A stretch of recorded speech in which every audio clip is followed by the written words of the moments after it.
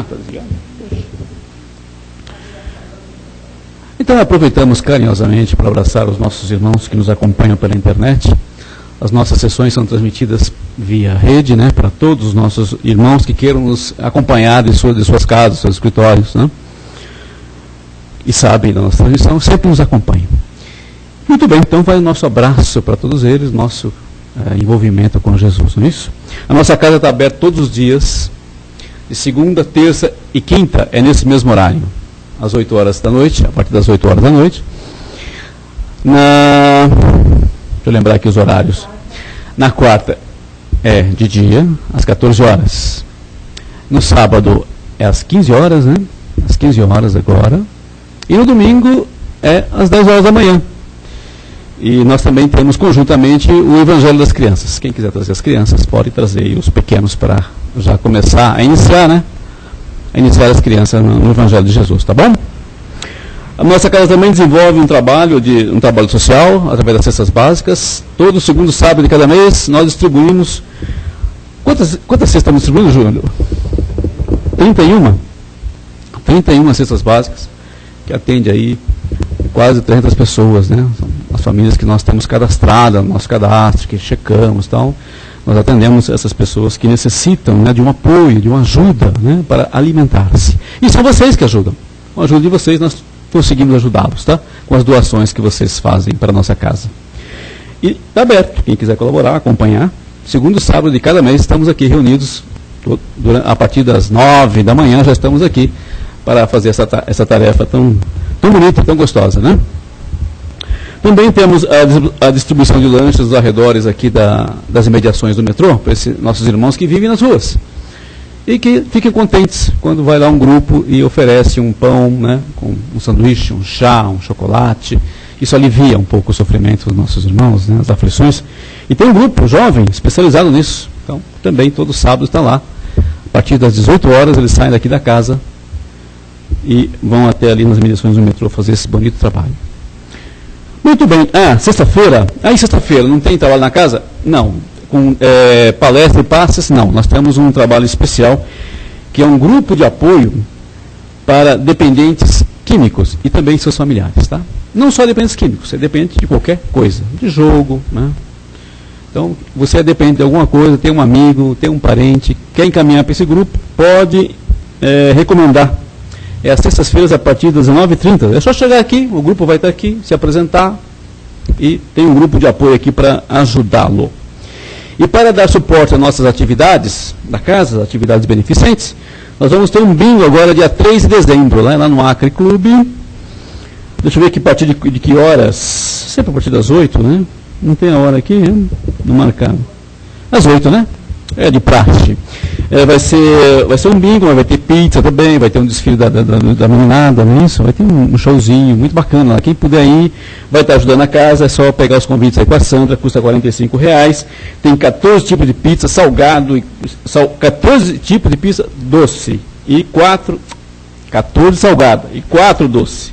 Água e refrigerante incluso, tá bom? Quem quiser se divertir, aproveitar para conhecer o pessoal da Casa do Caminho, do Grupo Vitória Régia, que esse evento é em conjunto com a Confraria Vitória Régia, ok?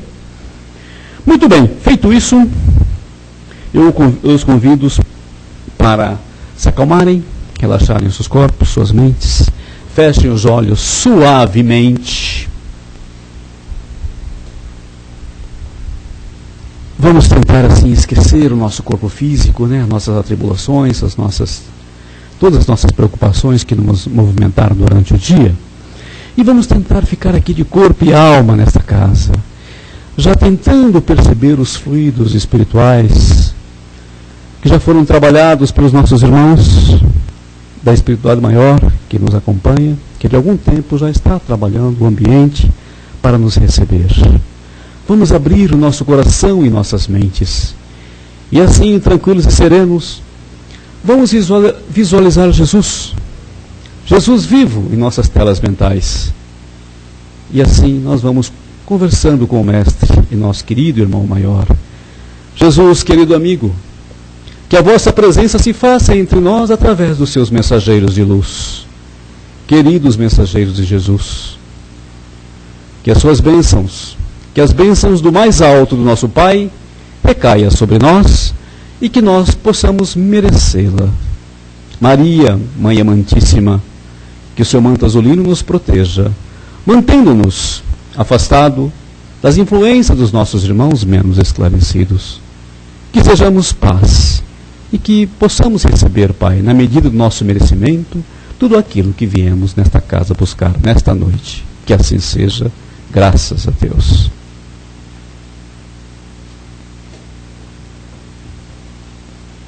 Olha aí, Dona Maria chegando. Que bom. E assim, tranquilos e serenos, alegres já, vamos então receber carinhosamente o nosso querido irmão Marcelo, que hoje tem a responsabilidade de fazer a palestra para nós, para nos entreter, né? Para preparar o nosso espírito para receber a terapia dos passes. E o Marcelo vai falar do livro Renovando Atitudes, o grão de mostarda, não é isso, Marcelo? Vamos envolver o nosso irmão com muita paz e muita alegria. Boa noite a todos, bem-vindos à Casa do Caminho. Meu abraço especial para a turma da internet. Disseram que ia ter um grande grupo me ouvindo hoje, então que seja assim, um abraço para vocês. Que a nossa conversa seja, acima de tudo, útil, né? Útil para todos. O papo é sobre o grão de mostarda. Na verdade, vamos falar sobre fé, tá, pessoal? Grão de mostarda é um título figurativo que o Hamed usou no capítulo do livro. Mas, em verdade, falaremos sobre a fé. E ele se baseia num episódio narrado na Bíblia, né, no Evangelho, em que Jesus é visitado por um pai muito angustiado com uma doença que acomete o filho dele, que é epilepsia. O filho desse senhor sofre de epilepsia. E antes de procurar por Jesus, ele procurou os discípulos, para que os discípulos pudessem ajudar o filho desse senhor, esse menino, a se livrar dessa moléstia. Na verdade, tem até alguns escritos que dizem que ele era possuído pelo demônio. Na verdade, ele tinha epilepsia, e isso causava acidentes. Existe até uma frase que diz que ele caía no fogo e caía na água. Significa que ele, quando tinha um ataque, ele se batia, e onde ele estivesse, ele estava sujeito a sofrer um acidente maior. E esse senhor, sabendo de toda a bondade, de todo o amor de Jesus e das curas que Jesus vinha aplicando, desenvolvendo, ele procurou pelos discípulos e não conseguiu nada. Então resolveu falar direto com Jesus. E aí é que se baseia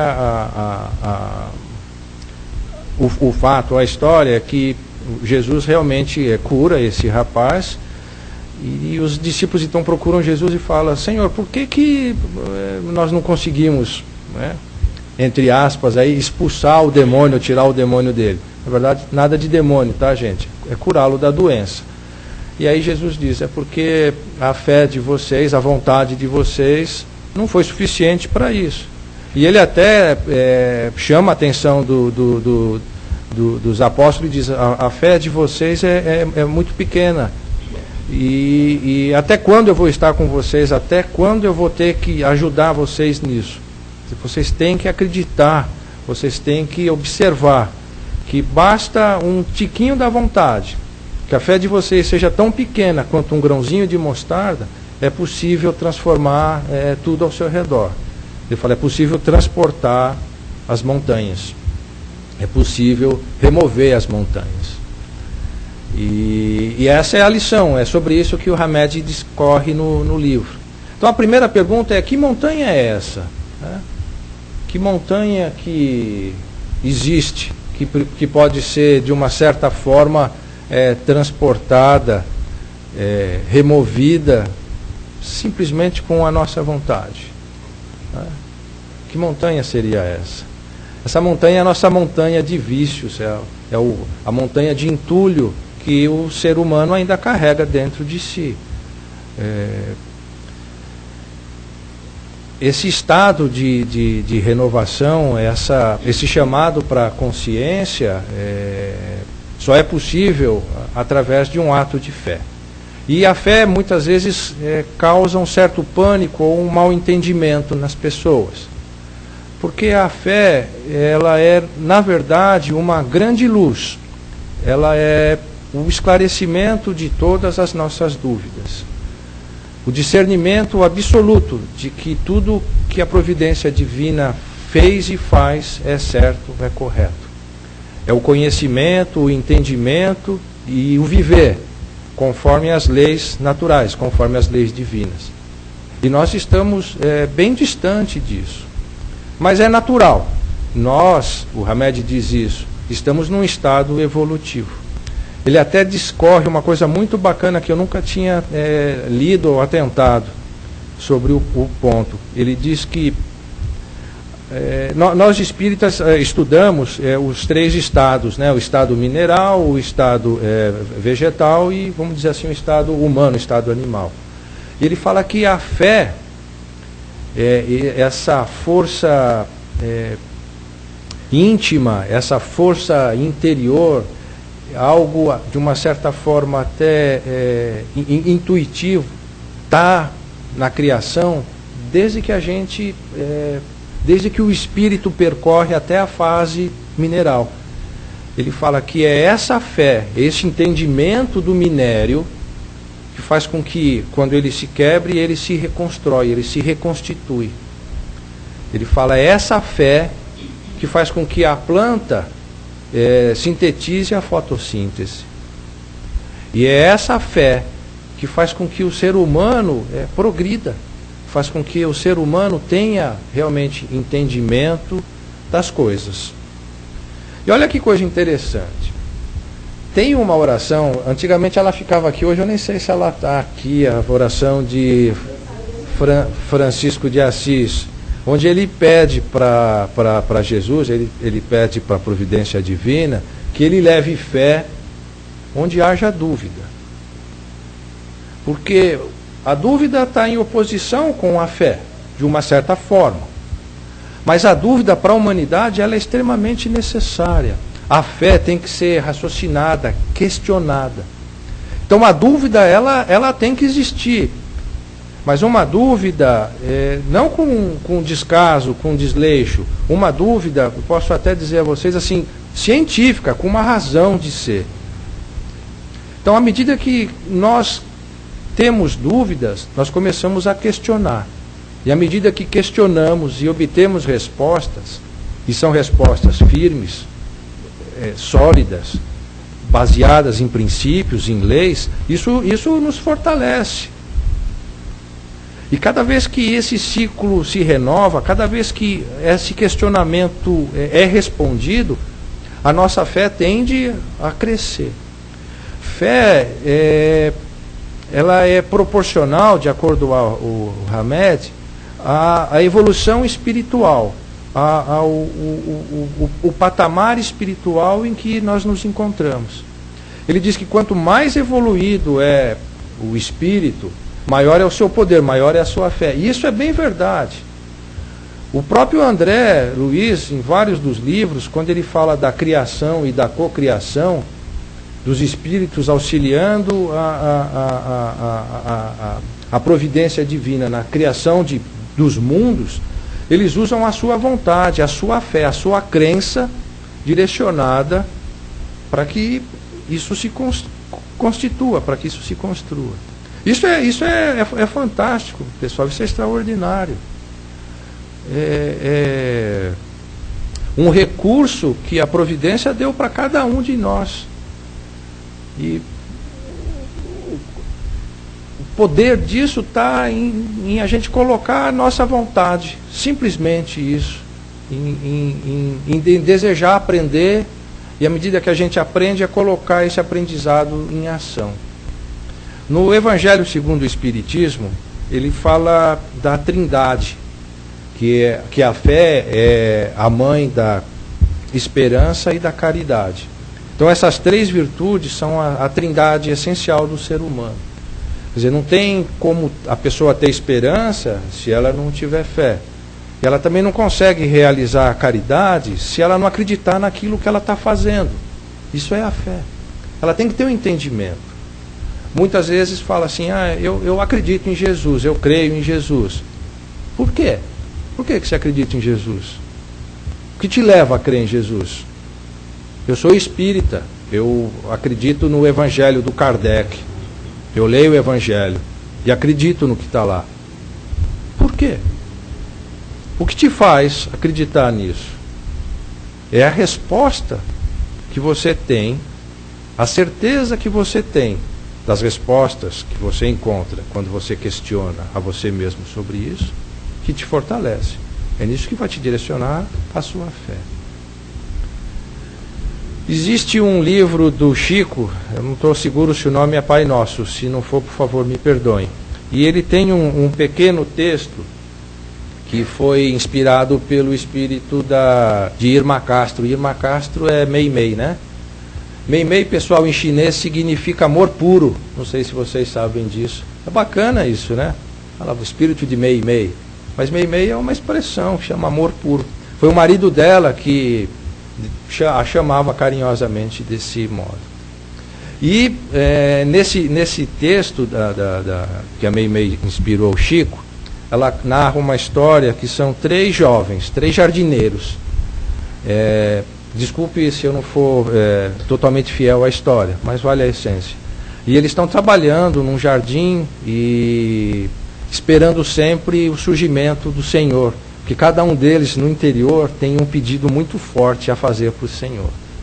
E eles estão seguros de que o Senhor virá e de que o Senhor irá atender os 3 pedidos que eles têm. 3, cada um tem um, tá, pessoal? E eles trabalham alegremente nesse jardim, enfim, realizam as tarefas com essa certeza absoluta de que o Senhor aparecerá. E é feito. Certo dia, o Senhor aparece e vai conversar com os 3 e pergunta a cada um deles: o que você deseja? E o primeiro deles: Senhor, eu quero ser rico, eu quero ter muito ouro e muita posse. E o Senhor, como estava lá para atender o pedido, pede para que os anjos enriqueçam aquele homem. Ele pergunta para o segundo: e você, meu irmão, o que você deseja? Senhor, eu desejo beleza. Eu quero ser um homem muito, muito belo. E o Senhor, então, pede que os anjos unjam ele com um óleo para que ele fique belo, como é o desejo dele. E o terceiro, o Senhor questiona ele: e você, o que você deseja? E ele fica todo atrapalhado e indeciso e diz: Senhor, eu não sei o que te pedir. Me dá aquilo que o Senhor acha que é justo para mim. Então o Senhor diz: que assim seja feito. Pede para que os anjos dêem uma sacola para ele. E ele pega aquela sacola com tanta alegria, só que a hora que ele abre a sacola, tem um pedaço de pedra dentro da sacola. E aí a zombaria, os outros 2 começam a rir dele, a zombar. Falou: você não sabe nem pedir, trabalhou tanto para o Senhor e você podia pedir qualquer coisa, você vai pedir uma pedra. Ele falou: eu não pedi uma pedra, eu pedi aquilo que o Senhor julgasse que era justo para mim. E o Senhor diz: é verdade, e se vá. Passado um tempo, esse que recebeu a pedra começa a trabalhar, a polir, a lapidar essa pedra. E não era uma pedra, uma simples pedra. Era um diamante, um extraordinário diamante. E ele trabalha essa pedra, lapida essa pedra, e encontra então esse diamante, né, nessa pedra. E com essa pedra, com esse diamante, então, ele se enriquece. E começa a fazer boas ações e produzir cada vez mais coisas boas com esse enriquecimento que ele teve de lapidar essa pedra. E uma das coisas que ele faz é uma casa para receber pessoas desafortunadas na vida. E adora trabalhar nessa casa. Até que um dia, os 2 amigos aparecem na casa. Totalmente empobrecidos, já envelhecidos, esquecidos, abandonados, até na mente deles injustiçados, aparecem lá sem nada. E ele os reconhece, os abraça, os acolhe com todo amor. E os 2 amigos também o reconhecem. E eles se abraçam e choram, e nesse momento, novamente o Senhor aparece. Aparece para os 3. E diz a eles o seguinte: Que bem-aventurado é o homem que sabe aprender e tirar as suas riquezas lapidando as pedras que a vida coloca no caminho dele. Então, quantas e quantas pedras, né, não aparecem na nossa vida e a gente não se apercebe disso. Esse é um outro ponto que o Hamed discorre no texto. Ele fala, muitas vezes as coisas não são como nós gostaríamos que elas fossem. Nos dá até uma certa sensação de injustiça, até uma sensação de que, poxa vida, eu não merecia isso. Mas é a vida criando caminhos para o nosso aprendizado, para o nosso aprimoramento. A fé, pessoal, por incrível que pareça, ela ajuda o ser humano, em qual nível ele esteja, a entender essas mensagens, a entender essas informações que a vida a todo instante passa para nós. Uma mensagem, uma informação que vem sempre é na doença. A doença é uma fonte de informação extraordinária. Por que estamos doentes? Por quê? Essa é uma pergunta que deve ser feita. Às vezes é porque eu exagerei no comer, eu comi demais, e isso me causou um problema gástrico, um problema intestinal. Eu sei a resposta. Eu exagerei. Muitas vezes não é o alimento sólido, é o alimento mental. Como estou alimentando o meu espírito? O que eu estou pensando? O que eu estou desejando? Será que isso não está forçando um pouco a minha matéria, o meu corpo? Isso não vai me causar uma doença? E muitas vezes sim, causa essa doença. Então, novamente, a vida coloca diante da pessoa uma oportunidade de refletir. Olha, Marcelo, presta atenção no que você está fazendo. Que essa sua enfermidade é devido a esse seu vício, a esse seu orgulho, essa sua vaidade, seja lá o que for. Então é um momento de reflexão que a vida mais uma vez nos dá. Então é comum, poxa, eu não merecia ficar doente. Então vamos tentar não agir dessa forma. E orientar quem está doente também a não agir, a não se revoltar com a doença. Tá? É uma oportunidade que é dada.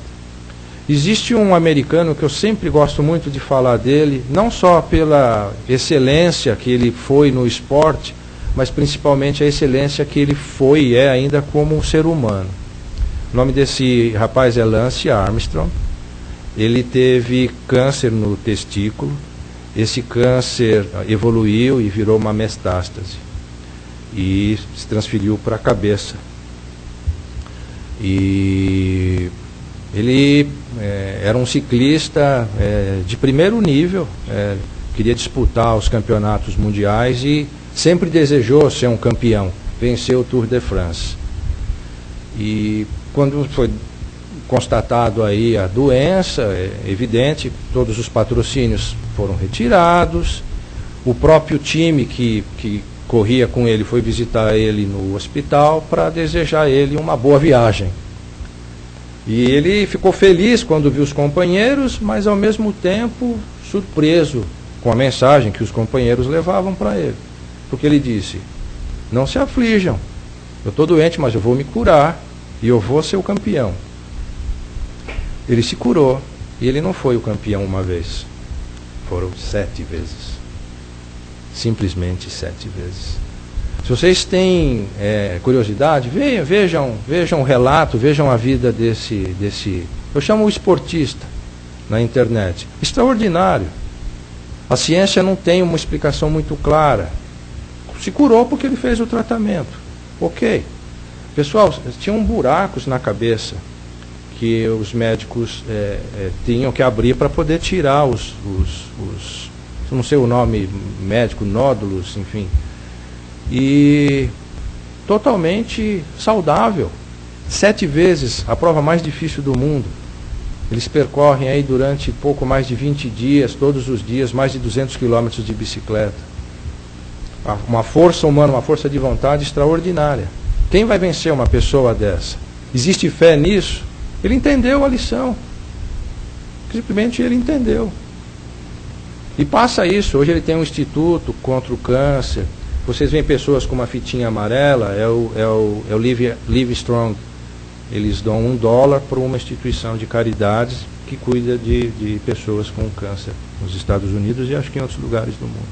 Então é uma lição fantástica de fazer uma releitura da própria vida e de falar para as pessoas assim, ó, não desanimem, porque eu não desanimei, eu só estou doente e eu vou me curar.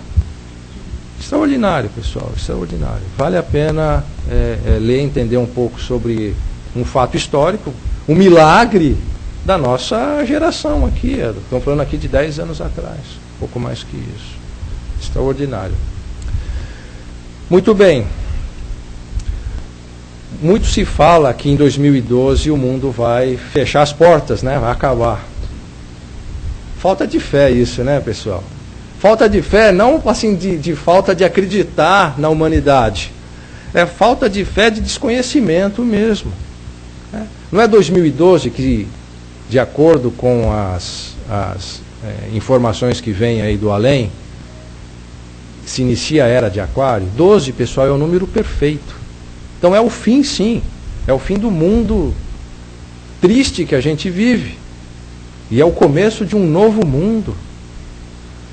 As pessoas falam assim, nossa, eu nunca vi tanta miséria, eu nunca vi tanta tristeza, eu nunca vi tanta violência. É verdade. Nunca o mundo teve tão iluminado. A gente só enxerga as coisas quando está na luz. Na escuridão a gente não enxerga nada.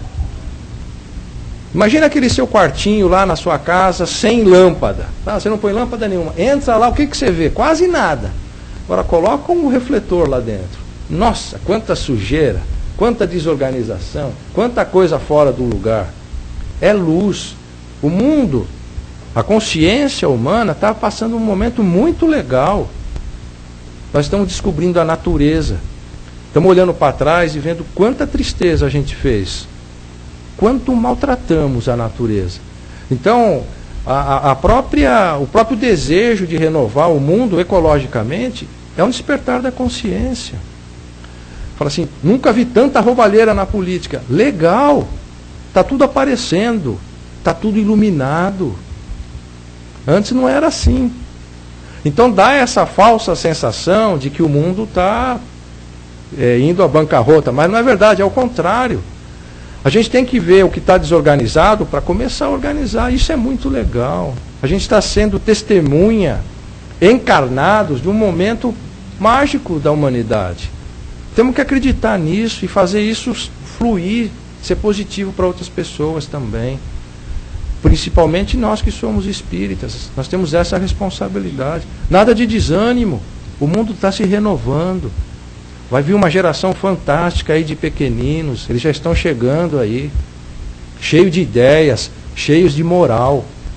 E é nossa responsabilidade alinhar isso. Passar pensamento positivo para eles. Não desmotivá-los. Muito pelo contrário.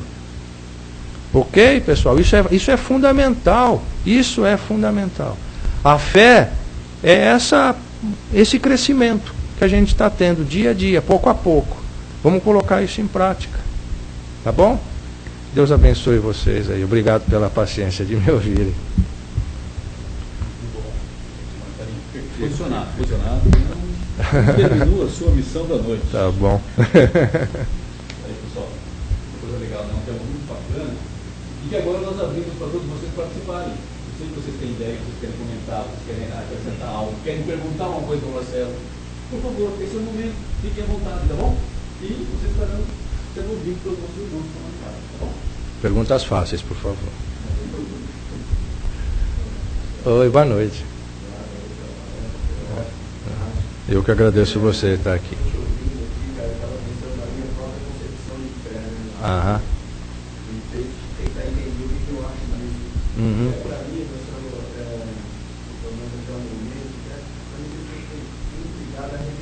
Uhum. Nem tanto a religiosidade. Uhum. Ele faz uma coisa meio de religião. Uhum. E contrapartida, religião que tem como base uma coisa de crença. Uhum. Contrapartida de comecei a estudar o Espiritismo, Aham. eu tenho entendido uma outra questão que é a convicção, Aham. né? E mais baseada no saber mesmo, Aham. no conhecimento das coisas. Aham. Por exemplo, eu não preciso ter fé de que a gente se comunica com os espíritos, porque isso é um conhecimento. Aham. Né? E você entende também que quanto mais elevado o espírito, menos fé precisa se ter, porque existe um conhecimento maior, existe uma relação entre fé e conhecimento. Eu diria a você, imagina, eu que agradeço a sua pergunta. Eu diria a você, assim, quanto mais elevado é o espírito, mais fé ele tem. E a fé não tem nada a ver com crença. A fé é conhecimento. A fé é simplesmente conhecimento. Quanto mais você conhece, mais discernimento você tem, melhor você usa o que tem ao seu alcance. O próprio Kardec, ele usa uma expressão que é: a fé inabalável enfrenta face a face a razão em qualquer época da humanidade. A fé está ligado à ciência e não à religião. Fé não tem nada a ver com religião. Essa fé de religião é aquela fé cega. Esqueçam isso, abandonem isso. Isso está errado. A fé é a ciência, é o conhecimento. À medida que o homem estuda, que ele adquire conhecimento e que ele aplica esse conhecimento no desenvolvimento da humanidade para o bem, para o amor, isso é a fé. Essa é o conhecimento, né? A convicção é uma palavra um pouco forte, né? É o discernimento, é a clareza, é essa luz que a gente está dizendo. Isso é fé.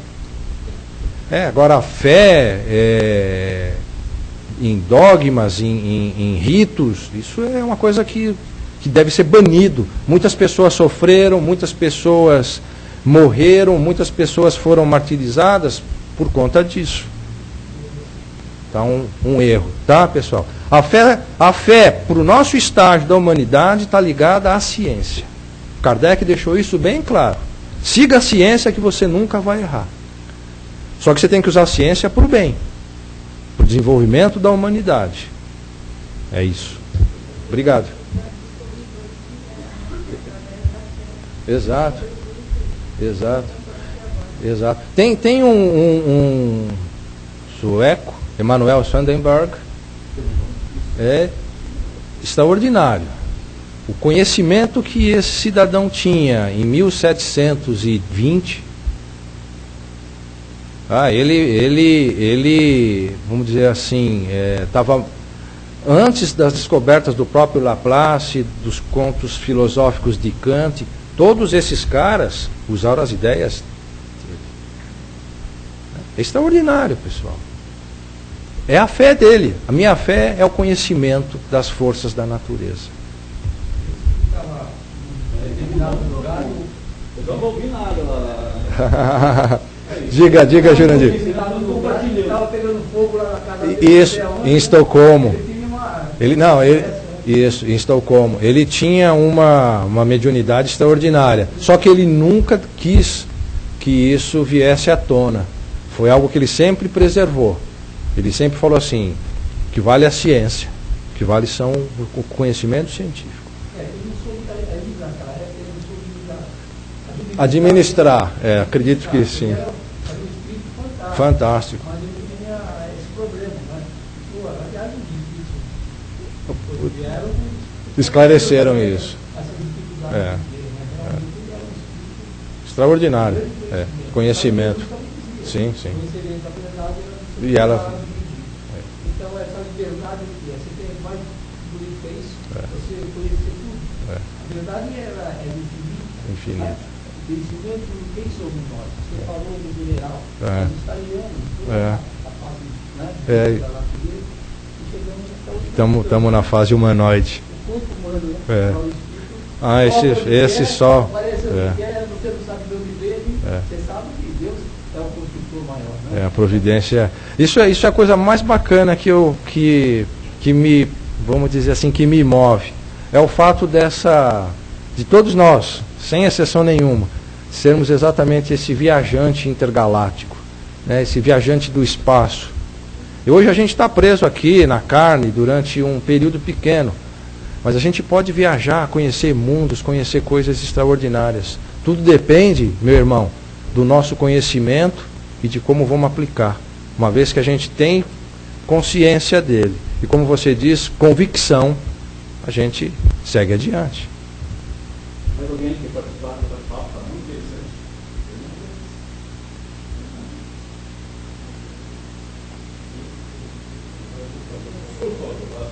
interessante. Obrigado. Oi, boa noite. Aham. Aí tem um contraponto aí que eu acho meio complicado quando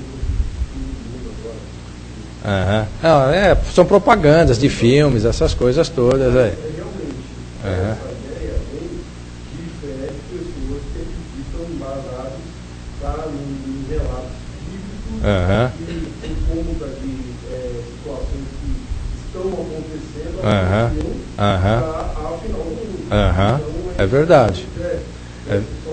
É verdade. Essa fé aí meio complicada que se coloca por conta de coisas que andam aparecendo agora, e aí se relatam e fazem sugestões por conta do final de O ser humano é o indivíduo mais criativo, eu acredito, que possa existir. Ele consegue, até na tragédia, tirar alguma coisa de bom para colocar no bolso. É fantástico isso. Então, o calendário lá, em que eles se baseiam, onde mostra que o ciclo termina em 2012, então eles acreditam que isso é um indício, um ponto final da humanidade. Simplesmente que tem um calendário que foi até 21 de dezembro de 2012. Onde é que está a providência divina nisso? O amor de Deus, o trabalho de Jesus, o trabalho de toda a espiritualidade no planeta. Onde é que fica isso? Se acaba. Porque um calendário termina em 21 de dezembro de 2012. Espera aí, pessoal, falta às vezes um pouco de discernimento das coisas. Vamos brincar com ficção? Vamos brincar com ficção. Quantas vezes o mundo já acabou desde que ele começou? Sei lá, se você for ver aí. Andem, naveguem na internet, já acabou um monte de vezes. É o cometa Halley que vai passar em 1901 e vai destruir a humanidade. Era o girar de 99 para 2000. Então, é bacana se você não levar isso muito a sério. Porque tem gente que está gastando cartão de crédito e vai passar no dia 22 e vai ter que pagar. Aí não adianta ter fé. Vai ter que trabalhar para pagar, hein, Caetano? Isso sempre tem. Então, mas isso tudo tem um significado, tem um sentido. Eu vejo um sentido também. Força com que as pessoas até procurem estudar, procurem pensar sobre isso. O que não pode é simplesmente aceitar o fato. Senta aí que dia 21 de dezembro de 2012 tudo se acabou. Tá? Mas vai acabar por quê? De quem que é esse calendário? É Inca, Maia, é Azteca? Quem eram esses caras? Por que eles achavam que ia acabar? Baseado em quê? Quais são, você disse aí que tem sinais, que sinais são esses?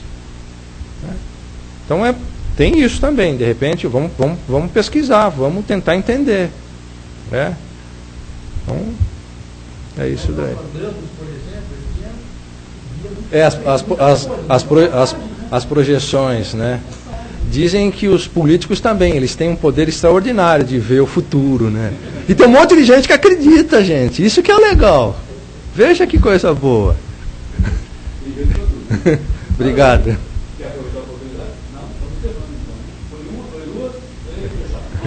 Obrigado, gente. Marcelinho, mais uma vez. Tenham fé sempre, tá? De verdade. Isso é uma energia fantástica aí que nos impulsiona para frente. Não tenham medo de questionar, de perguntar, de entender, de querer entender de novo. É isso que vai fortalecer a fé de vocês. Então, mesmo nas condições mais duras, mais severas, tentem encontrar algo de bom, que existe algo de bom. Tá bom? Fiquem em paz. Obrigado.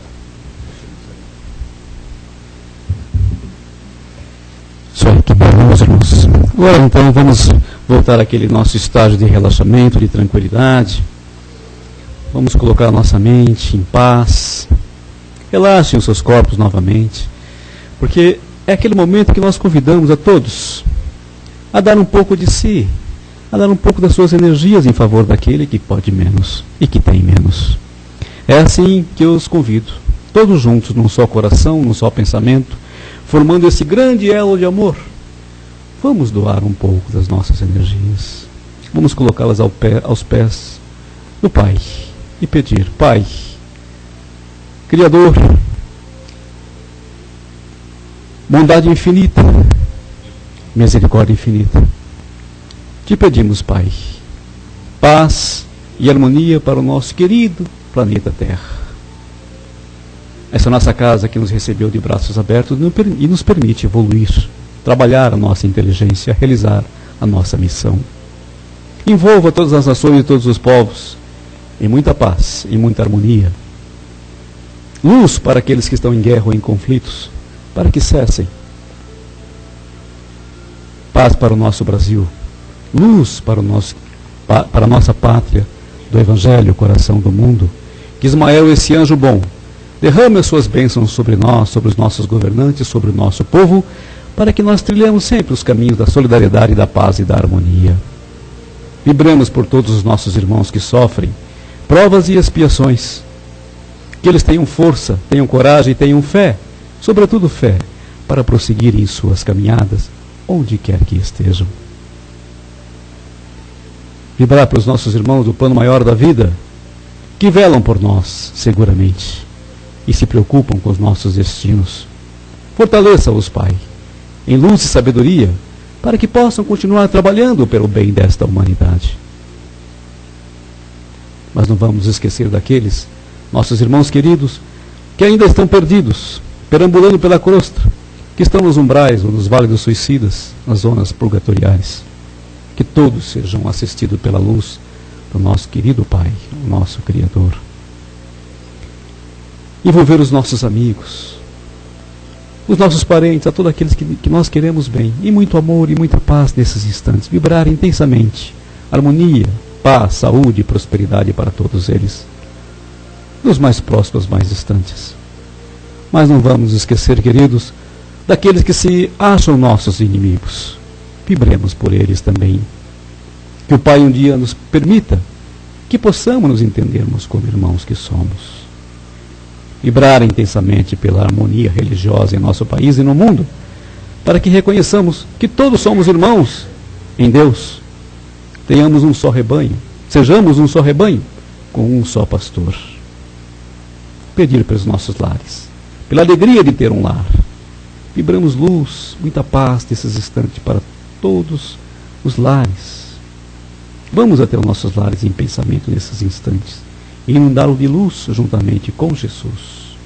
Que todos que estejam lá sejam agraciados com essas luzes, essas energias novas. Pedir pelos nossos ambientes de trabalho, pelos nossos colegas de trabalho, pelos nossos chefes, por toda a hierarquia.